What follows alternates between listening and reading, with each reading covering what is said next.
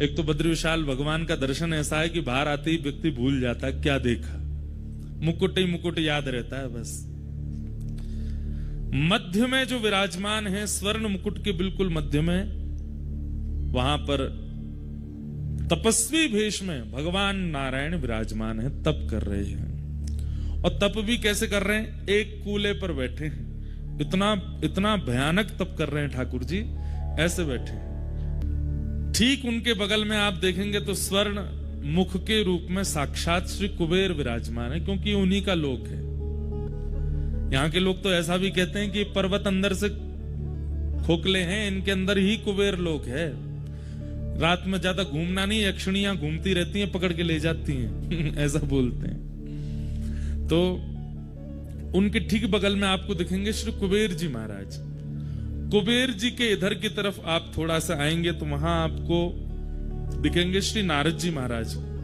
6 महीने यहाँ पर दक्षिण भारत के श्री रावल जी सेवा करते हैं, और फिर जब कपाट बंद हो जाते हैं उसके बाद यहाँ श्री नारद जी मुख्य पुजारी हैं इस मंदिर के, इसलिए नारद जी विराजमान है। इधर की तरफ जब आप आओगे तो आगे की ओर गरुण जी विराजमान हैं, और पीछे हमारे भक्तों के अग्रगण्य श्री उद्धव जी महाराज और हम ब्रजवासियों के अति प्रिय उद्धव जी महाराज बैठे हैं। ठीक बिल्कुल, और इधर की तरफ देखेंगे तो 2 मूर्ति आपको दिखाई देंगी, वही नर नारायण भगवान है। ये समस्त दर्शन आपको वहां पर होगा।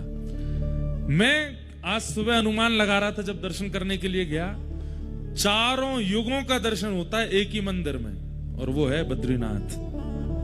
देखना कैसे नारायण भगवान जो यहां विराजमान है उस सतयुग में विराजमान, सतयुग का दर्शन। नर नारायण जो विराजमान है त्रेता से विराजमान, इसलिए त्रेता का दर्शन।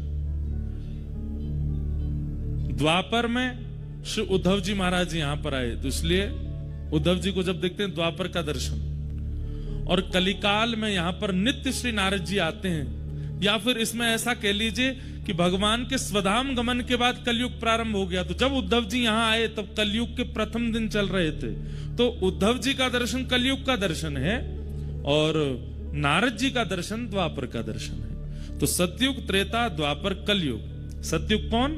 बद्री विशाल भगवान। त्रेता कौन? नर नारायण भगवान। द्वापर कौन? नारद जी महाराज। और कलयुग कौन? श्री उद्धव जी महाराज।